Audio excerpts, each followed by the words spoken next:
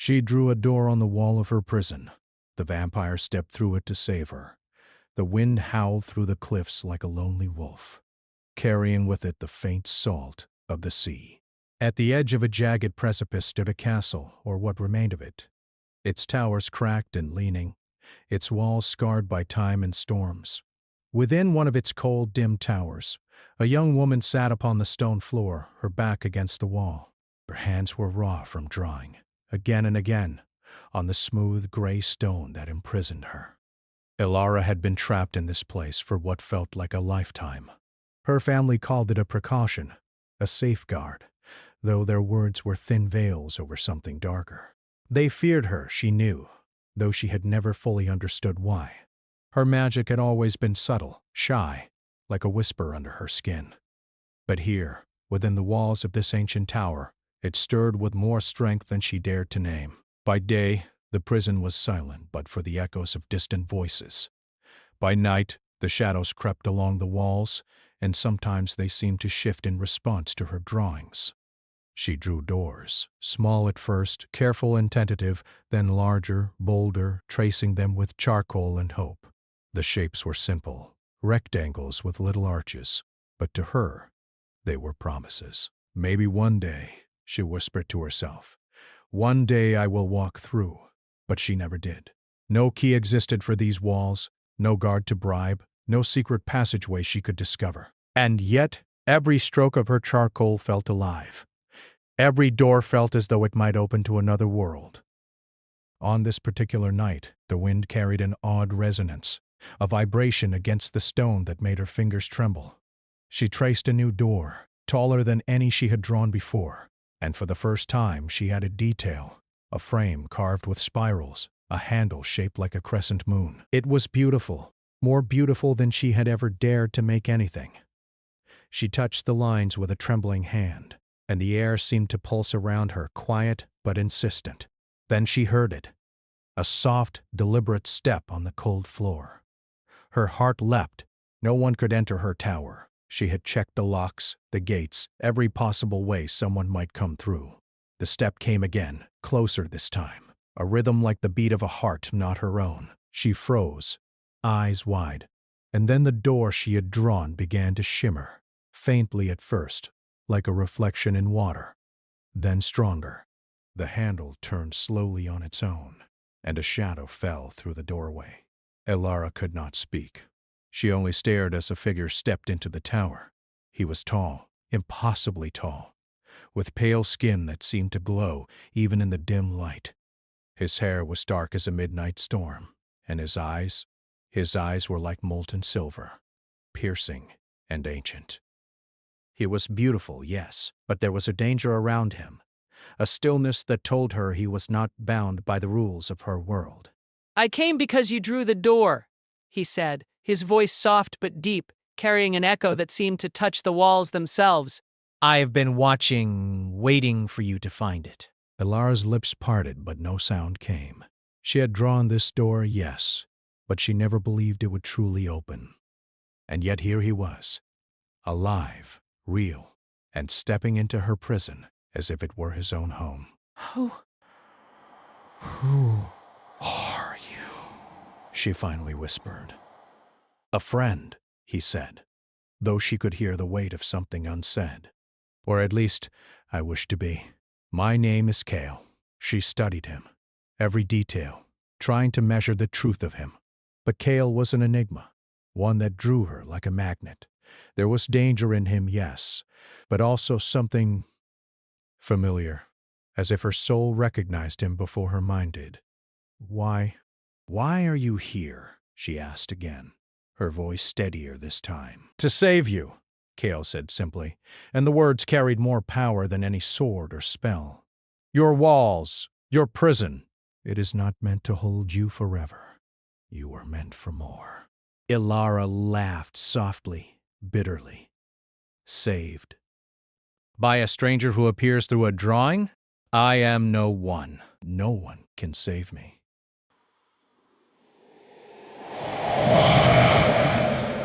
Kale stepped closer, and the air seemed to shift around him.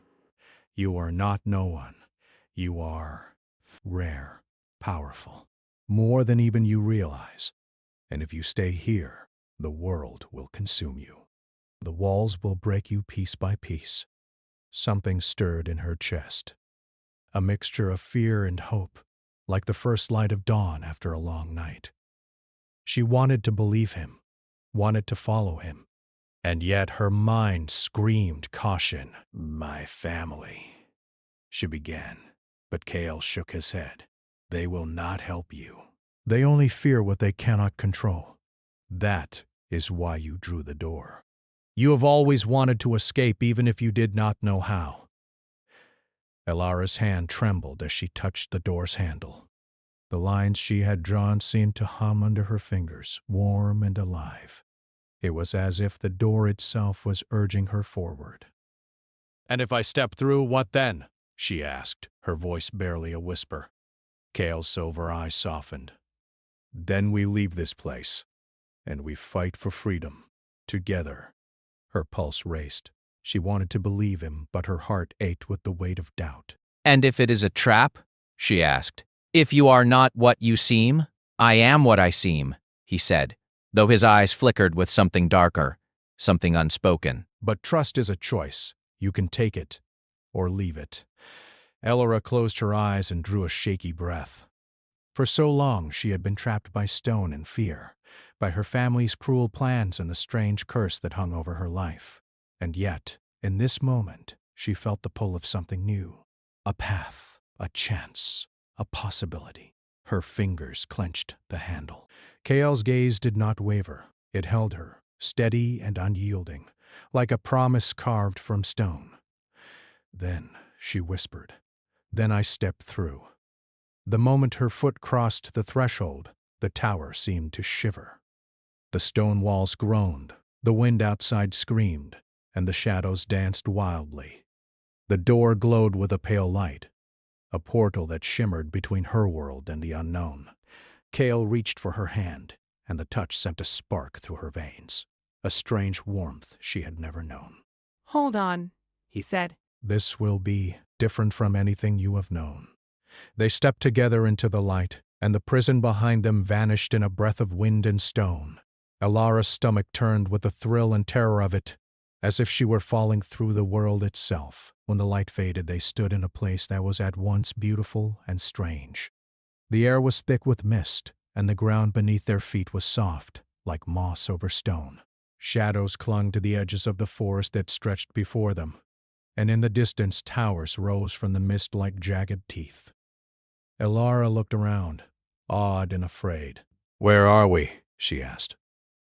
Kale's eyes scanned the horizon, wary and alert. "A place between places," he said. "Safe, for now, but not for long." Elara shivered. Even in this strange sanctuary, the feeling of danger lingered, a quiet pulse beneath the mist. Yet she felt something else too, a flicker of courage, of hope, that had been buried beneath years of fear. Gale turned to her, his expression unreadable, but in his eyes she saw a promise. "Rest," he said softly. "Tomorrow we begin. Tomorrow we fight." Elara nodded, though sleep felt far away. She had crossed the threshold of her old life and stepped into the unknown. For the first time in years, she felt the stirrings of freedom. And yet, in the back of her mind, a quiet question remained. Could she truly trust this stranger who had stepped through a door she had drawn? She did not know the answer. And that uncertainty was a danger all its own. The night stretched long and silent around them, and as the mist curled through the trees, Elara felt her heart quicken. Dale watched the horizon, his senses alert to threats she could not yet perceive.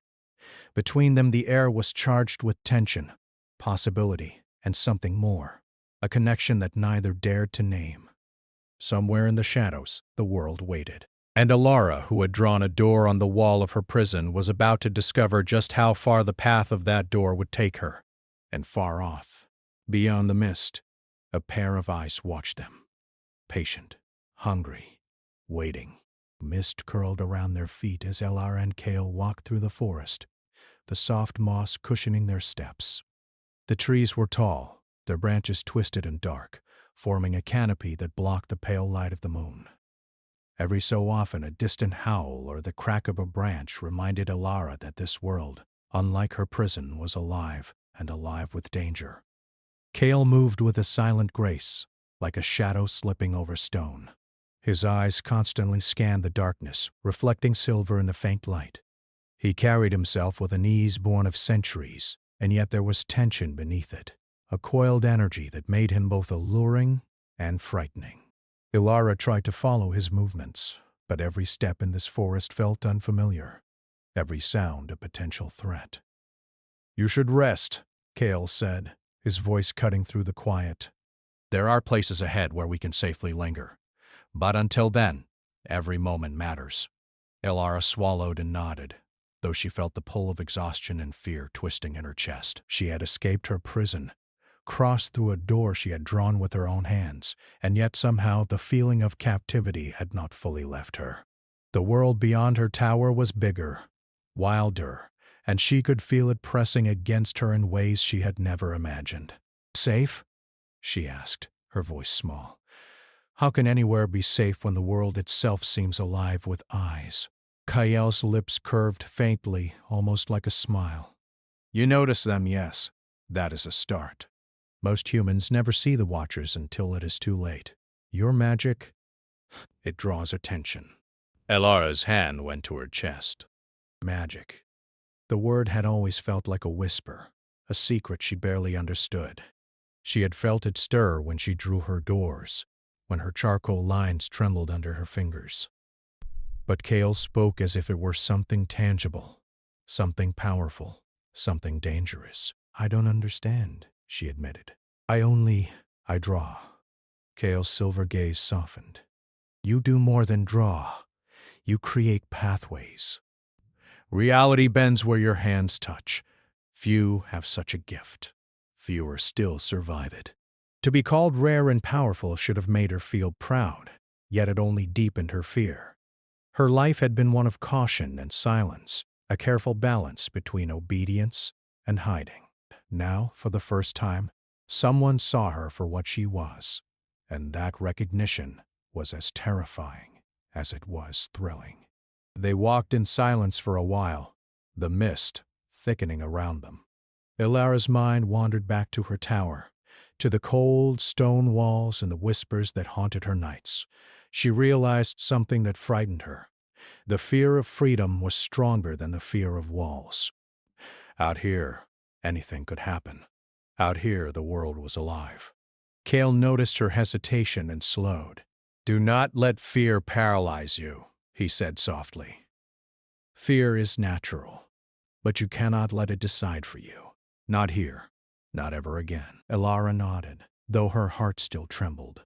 "And if I fail?" she asked, her voice barely audible. "You will not," Cale said almost sharply, and then his tone softened. "Not if you trust yourself. And not if you trust me." The forest opened suddenly, revealing a wide clearing bathed in pale moonlight. In the center stood a stone circle, ancient and worn, etched with symbols that glimmered faintly. Cale led her to its center, and Elara felt the hum of power beneath her feet.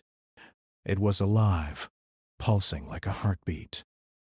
"This is a place of safety," Cale explained. "For now, here, your magic can grow, and you can learn to control it." Elara looked at the circle, then at him, a mixture of curiosity and fear tightening in her chest. "Control it? How?" Cale extended his hand and a faint glow appeared in his palm. "I will teach you, but you must open yourself. Trust your instincts, not your fears. Magic responds to the heart, not the mind." Her hand hovered over his. She wanted to reach out, wanted to feel the warmth of his presence, but a part of her hesitated. The world had taught her caution. Trust had been dangerous before, and yet something about Cale made that fear less pressing, made the risk feel worth taking. Finally, her fingers brushed his. A pulse of warmth surged through her, and she gasped. The glow in Cale's palm leapt to her own hands, flickering over her skin, gentle and alive. Her magic answered. "See?" Kale's voice was soft, encouraging. It listens. It waits for you to guide it. You are stronger than you know. Elara's heart swelled. For the first time, she felt the stirrings of confidence, of purpose. She was no longer merely a prisoner. She was a creator, a force that could shape the world around her. But the sense of wonder was short-lived. A sudden rustling from the edge of the clearing made her spin. Shadows moved unnaturally, coiling like smoke. Kale's expression darkened, his body tensing. "Stay close," he warned, his voice low. From the shadows, figures emerged, thin, wiry, and humanoid, but with eyes that glowed faintly red. They moved with a silence that was wrong, a stillness that belied their intent. Alara's pulse raced. She had never seen creatures like this, and yet she felt the pull of recognition, a deep instinct warning her of danger. "Vampire hunters," Kale muttered, his voice like steel. "They track those with magic. They follow those who escape. We have little time." Elara stepped back instinctively, but Kale's hand caught hers. "No, not back. Forward. We fight when we must, and we run when we must. But do not let fear decide your path." The hunters, tall, clad in dark leathers, faces hidden beneath hoods, advanced slowly. One of them raised a hand, and a faint golden light formed at the tip of a staff. Magic against magic. Elara felt her stomach twist. Kale's voice was sharp now, commanding, "Trust me." In an instant, he moved like a shadow, faster than her eyes could follow. One of the hunters fell to the ground, an inhuman scream cutting the night. Another lunged at her, and Elara felt a sudden surge of power in her hands. The glow she had felt earlier flared, wrapping around her palms like liquid light. Without thinking, she drew shapes in the air, lines, arcs, and doors, and they solidified into walls of energy, pushing the attackers back. The hunters hissed, stepping away, but more emerged from the forest. Elara felt panic rising, but Kale's calm presence grounded her. He moved beside her, guiding her hands, showing her how to bend her magic without losing herself to it. Minutes, or hours, passed in a blur of movement and energy. When it was over, the hunters lay scattered, and the clearing was silent once more. Elara's hand shook, her heart racing, but she felt a thrill she could not name. She had survived. She had fought. Kale steadied her, eyes bright with approval. "You did well," he said softly. "More than well. You are stronger than you believe." Elara's chest heaved. She wanted to speak, to ask questions, to understand, but words failed her. Instead, she looked at Kal-El, and for a moment, the world felt still. The danger had passed, but the tension between them remained, a quiet current of attraction and fear, and something else she could not name. "You must rest," Kale said, though his gaze lingered on her longer than it should have. "Tomorrow we move again. The world beyond this clearing is more dangerous than what you have faced." "But I will not let anything happen to you." Elara nodded, but her mind raced. She could feel the pull of her magic, the weight of her power, and the strange, undeniable connection to Kale. Something about him called to her in ways she had never known. As they settled by a small fire, Kale conjured the mist curling around them. Elara traced her hands in the air, feeling the hum of energy beneath her skin. She had stepped out of her prison, drawn through a door of her own making, and yet the feeling of danger and possibility was only growing. Kale watched her from across the fire, his expression unreadable. There was something in his eyes, something unspoken, that made Elara's heart skip a beat. She wanted to ask, to reach out, but she did not. Fear, instinct, and desire twisted together inside her, and in the quiet of the night, when even the mist seemed to hold its breath, Elara realized a truth that terrified her. She was no longer just escaping a prison. She was stepping into a world that would demand everything of her: her courage, her power, her heart. And the most dangerous part of all, the pull toward Kale. the strange, electric connection that neither of them could name, could not resist. Somewhere beyond the trees, eyes watched them. Patient, calculating, waiting. The night whispered promises of danger, and Alara knew, deep in her soul, that this was only the beginning. The forest beyond the clearing was alive with whispers, not of wind or birds, but of secrets older than Alara could imagine. Every tree seemed to lean in closer, their twisted branches forming shadows that moved as if they were watching.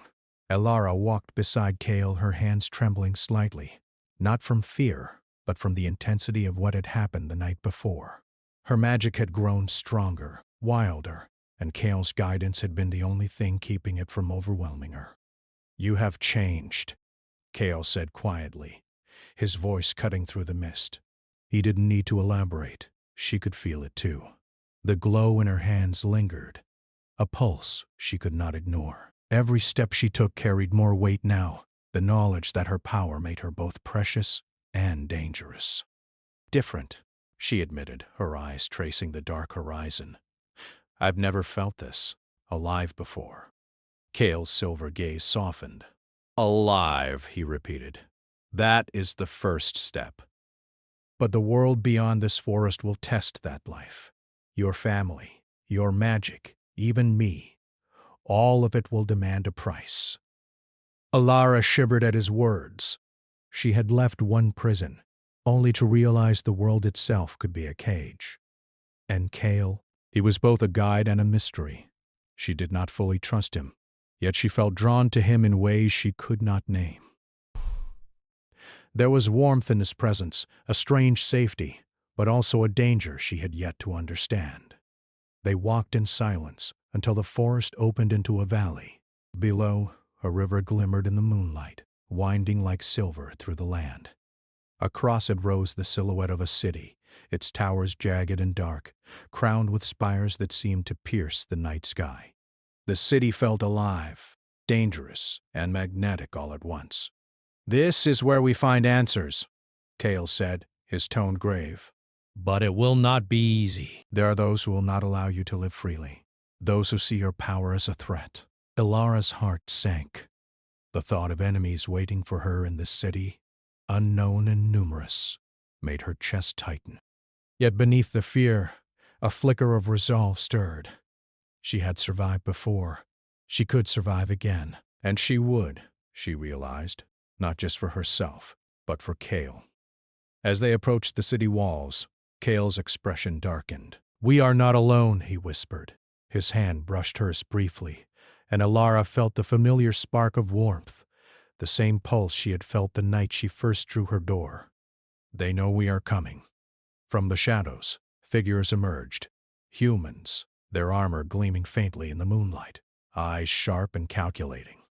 They were hunters, sent to capture those who defied the laws of their world. Elara's stomach twisted, but Kale stepped forward, his presence commanding. "Stay close," he said, "and trust yourself." Alara nodded, her fingers brushing the lines of her magic, feeling its pulse.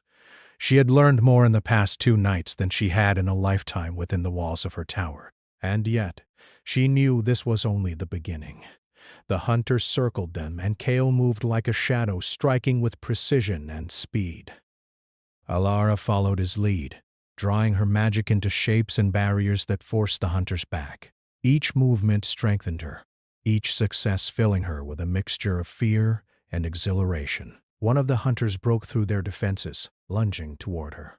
Alara's hands flared with light, and she instinctively drew a door in the air. It shimmered, solidifying into a barrier that sent the hunter crashing backward. Kale's eyes widened in horror. "You are learning faster than I expected," he said, his voice low. "But do not grow careless. Power without control is dangerous."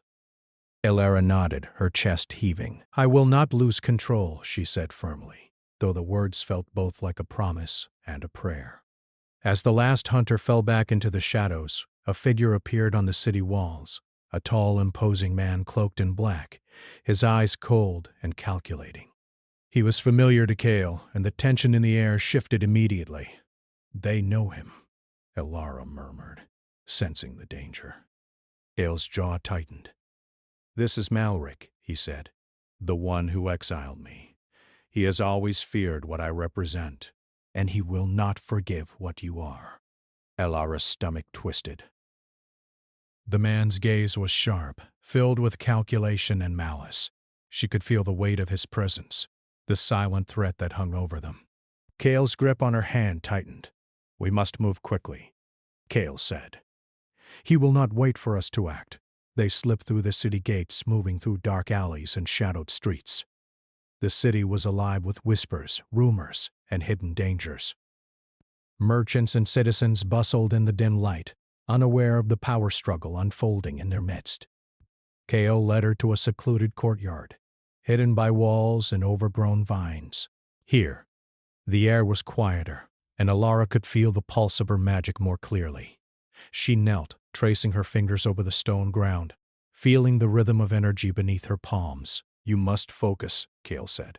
"Your power is growing, yes, but so is the attention it draws. You cannot hide it forever, but you can control it." Elara closed her eyes and took a deep breath, centering herself. She drew shapes in the air, simple lines, arches, doors, and felt the energy respond, bending to her will. A warmth spread through her, and for a moment she felt invincible. Kale watched her, his expression unreadable. Then, quietly, he spoke. "There is more to your power than you know. It is tied to your bloodline and to the curse that has bound your family for generations." Elara's eyes snapped open. "The curse?" she whispered.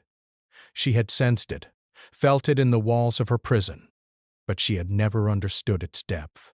"Yes," Kale said, his voice low. "It is why your family feared you, and why Malric seeks you. Your power threatens the order he has fought to maintain for centuries." Elara felt a chill crawl over her. "Then, what must I do?" "You must embrace it," Kale said. "Not in fear, not in anger, but with clarity. Only then can you survive, and only then can we defeat him." To embrace the magic that had terrified her all her life was daunting. Yet a spark of determination flared within her. She had drawn a door on the wall of her prison, stepped through it, and survived. Now, she would face the shadows of the world beyond. For the next days, they moved carefully through the city, hiding from Malric's agents while honing Elara's abilities. Kale taught her to shape her magic, to sense the currents of energy around them, and to trust her instincts. Slowly, she began to feel a connection, not just to her power, but to Kale. Each time their hands brushed, each shared glance, the unspoken bond between them deepened. And yet, despite the growing trust, tension remained. Kale's past was a shadow she could not fully reach, a mystery he guarded fiercely. There were moments when his eyes flickered with pain, regret, or sorrow, and Elara wondered what he had endured. She wanted to ask, to understand, but each time the words rose to her lips, the danger around them reminded her silence was safer. One evening, as they rested in a hidden courtyard, the mist curling around their feet, Kale spoke quietly. "There is something you must know," he said, his voice heavy. "I have enemies who will not hesitate to use you against me. You are the key, Elara. That is why Malric hunts you." Elara's heart clenched. She had known danger was coming, but the thought that her life could be a weapon was terrifying. "Then, what do we do?" Kale reached for her hand, his touch sending the familiar spark through her. "We fight. And we trust in each other. That is all we can do." A sudden movement at the edge of the courtyard made them both turn. A shadow detached itself from the mist, a figure cloaked in darkness, moving with a grace that was both human and not. Malric had arrived. Kale's expression hardened, and Elara felt the tension spike between them. The moment stretched electric and sharp.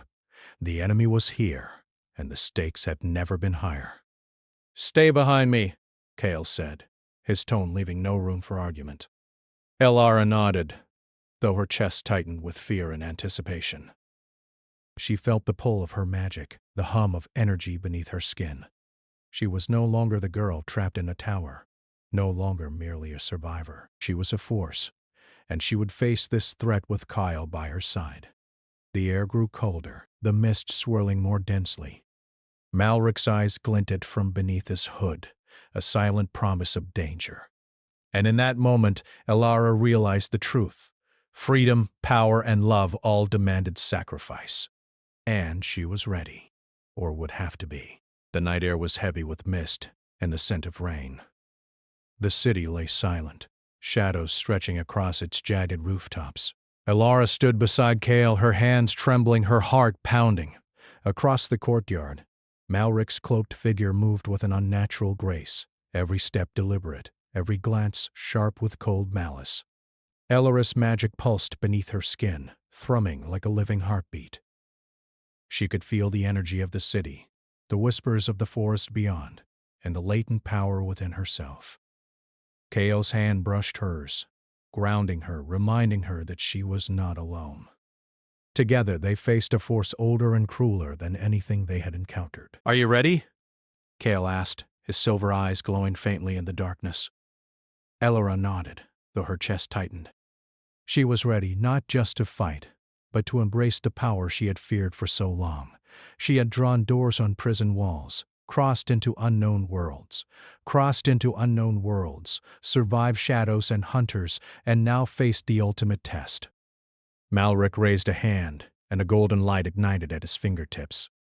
"You cannot escape what is destined, Kale," he said, his voice echoing across the courtyard. "And you, little one," he added, turning to Elara, "are only a tool, a pawn of fate you do not understand." Elara felt a surge of anger and fear, but also clarity. No longer a pawn, no longer trapped by walls or fear. She lifted her hands. The air shimmered, responding to her will. Shapes formed in the mist, arches, walls, doors, each humming with energy, each a reflection of her intent. Kale moved beside her, a shadow of silver and strength, ready to fight. "Together," he said, "we shape our fate. Not him, not anyone else." Malric laughed, a sound that cut through the night like glass. He stepped forward, and the ground beneath him seemed to warp, reality bending with the weight of his power. "Fools," he said. "Do you think your combined strength can match centuries of control, centuries of conquest?" Elara drew a deep breath, centering herself. "It's not control that matters," she said, her voice steady. "It's choice, and I choose freedom." "I choose life. I choose." Her gaze met Kale's, and the world seemed to shrink to the space between them. Us. A pulse of energy erupted from her hands, and the shapes she had drawn solidified into walls and barriers, bending light and shadow around them. Malric struck, sending a wave of golden force toward them, but Kale intercepted, deflecting it with strength born of centuries.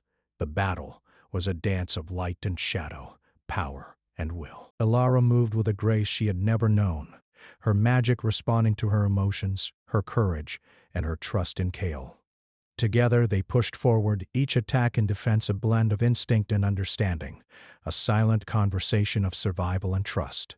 Malric's eyes narrowed. He was a predator, centuries of cruelty and power etched into his movements. Yet he had underestimated the bond between them. The trust, the unity, the courage that pulsed through Elara's veins and Kale's heart. "You think you can defeat me?" Malric hissed, stepping closer, the golden light gathering like a storm. "I am inevitable." "You are nothing without fear," Kale said, his voice like steel. "And we are beyond fear." Elara's magic flared, stronger than ever. She drew a door in the air, larger than any she had ever attempted, its frame glowing with her intent. She grasped Kale's hand, and together they pushed forward. The door solidified, shimmering like liquid silver, a portal of their creation. Malric struck again, but the door expanded, enveloping the courtyard. Light and shadow clashed, power against power, until a moment of silence fell. A pause, heavy and electric. Then, with a surge of will, Elara stepped through the door. Kale followed, and the portal closed behind them, leaving Malric alone in the courtyard, his scream echoing into the night. They emerged in a place that was neither the city nor the forest, a liminal space between worlds. The air shimmered with possibilities, soft mist curling around their feet. Elara exhaled, her heart racing with relief and awe. "We did it," she whispered, though even her voice felt small in this strange, silent world. Cale looked at her, a mixture of pride, relief, and something deeper in his silver eyes. "We did," he said, and for the first time his voice held no shadows. "But this is only the beginning. Your power, it will always draw attention, but together we are stronger than any force that seeks to control it." Alara's chest swelled with emotion. She had left her prison, survived hunters, confronted an enemy of centuries, and discovered the strength within herself. And yet, the most profound change was not her magic. It was the trust she had found in Cale, the bond forged in danger, fear, and shared courage. They moved through the space together, the mist parting to reveal a horizon of possibilities. The air hummed with energy, a living reminder of their choices and their freedom. Elara's heart beat in rhythm with it, a melody of hope and courage. Kyle reached for her hand again, holding it with a gentleness that made her feel grounded, safe, and seen. Elara, he said softly, you are no longer a prisoner. You are the maker of your own destiny. And you have chosen to fight, to live, to trust, to love. That is the greatest power of all. Elara's eyes filled with tears, not of fear but of release. She had drawn a door on a wall, and it had led her here, not just to escape, but to herself, to power, and to a connection she had never believed possible. I trust you, she said, her voice trembling. I trust us. Ghislaine smiled, a faint curve of lips that spoke of relief and quiet joy. Then we move forward. Together, always.